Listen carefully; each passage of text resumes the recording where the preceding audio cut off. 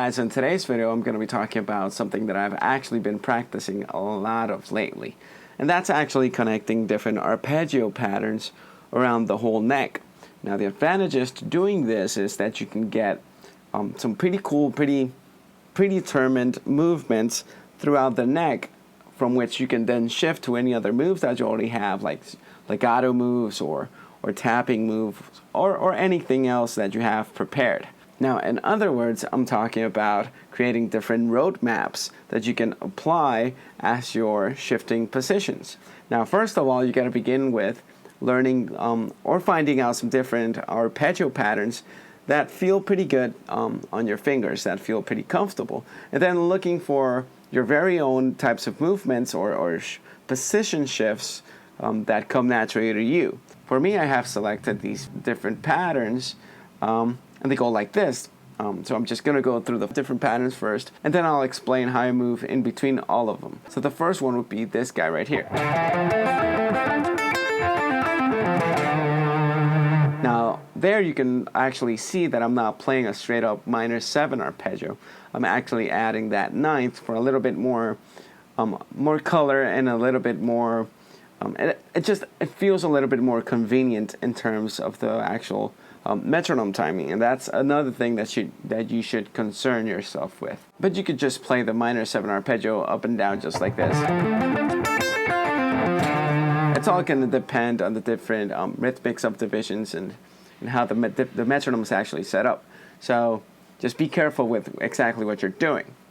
Now the next position is this guy right here. Now that one is actually not super comfortable to me, but I have divided it into 2 different shapes that do feel comfortable when I'm switching positions. So I just kept it. The next one is this guy right here, which you can play like that, adding the ninth, or you can play without the ninth.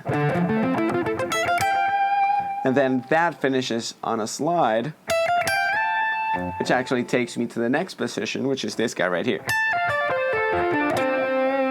And then you can finish that guy again with a slide to the next position. And we're back at the beginning, just an octave above. Which is exactly what you want. You want to be able to go from one spot of the neck right up to the next octave and have different movements between each of those.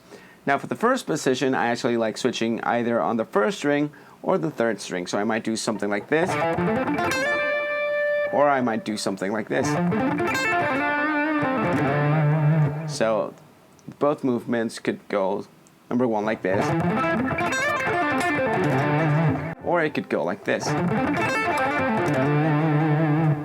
Now from the next position, which is this guy right here, you already saw the move that I like. It's this guy right here. I like to switch on that 6th string, which takes me directly to the next position, which is this guy. Or this guy without the 9th.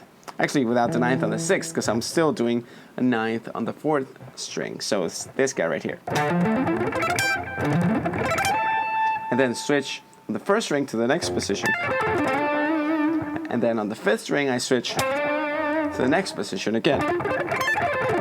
Now the whole thing about this is you want to be able to practice it going in this direction, going back in this direction, and then you actually want to practice going in and out of these different patterns. Now what I mean by this is, if you want to add some legato at the end of one of these runs, practice that legato. If you want to add some tapping, whatever it is that you want to add at the end of these runs, you should practice starting on the arpeggio and then finishing on whatever other technique you're doing.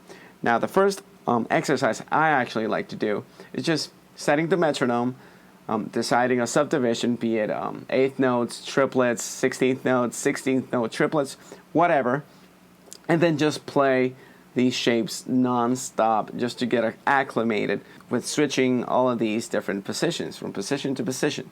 So it could go something like this.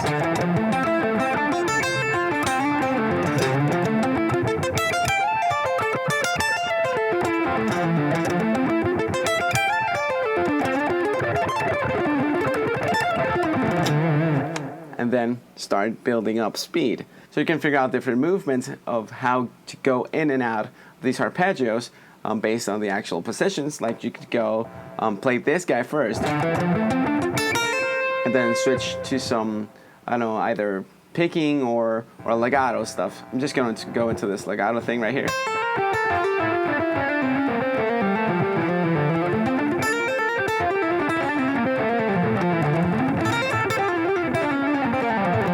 So you can switch out different types of movements. Then actually do the same type of exercise that I did before. That's once you have equal types of movements for each of the different positions. Then once that is done, do the same exercise as before, just playing straight up 16th notes, and play around with going in between those patterns and going in between the actual legato and the sweep picking. So I might go something like this.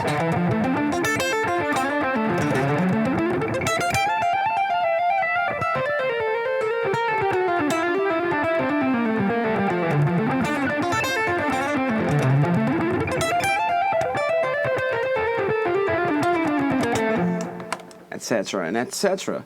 And then start build up from slow to fast, little by little. Again, switching and mixing everything that you already know. Not only that, it's also gonna help when playing tunes with like chord changes and stuff. Since you already have these different arpeggio pathways, it's gonna make it a little bit easier to stay within the chord tones. Now, since I'm already talking about that, it's very important to do the same thing, not just with minor 7 arpeggio, but with major 7 arpeggios, minor 7 flat 5s arpeggios, dominant arpeggios, dominant altered arpeggios, anything really, minor major 7, anything that comes to mind you want to be able to work on.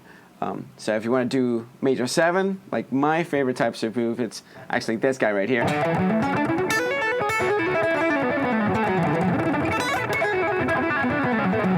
It's that type of thing. And again, make sure that you know exactly where you're going to be switching. The cool thing about the major 7s and the minor 7s is that they do share some common ground. For example, this position right here. It's D major 7, but it could also be looked at F sharp minor 7. Just because I'm adding the 9th to the D. Then again, same thing happens over here. You get that same exact type of movement right here. So you can start on this guy.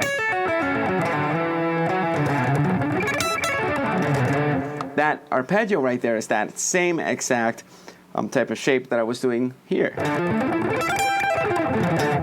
But again, just remember to sit down, practice your major 7s, dominant 7s, minor 7 flat 5s, minor major 7s, really any type of chord that you might encounter within one of your own songs or any other type of song that you might be playing. Alright, so that's it for this video. Hope you guys liked it and learned something new. I know it's very useful to me. Remember, you can follow me on any type of social media. I'm on Instagram, I'm on Facebook, I'm obviously on YouTube. If you want to check out any of my products out, I have my book out, The Art of Skill Weaving, which you can find on Amazon. I also have my instructional box set with the guys from Guitar Tutorials, and it's called 10 Modern Fusion Licks. Now, if you're interested in any of the gear that I actually use to record all of my videos, the lights, all the actual gear, the interface, anything really, you can find it on my website, juanantoniomusic.com/gear. Alright, thanks for watching.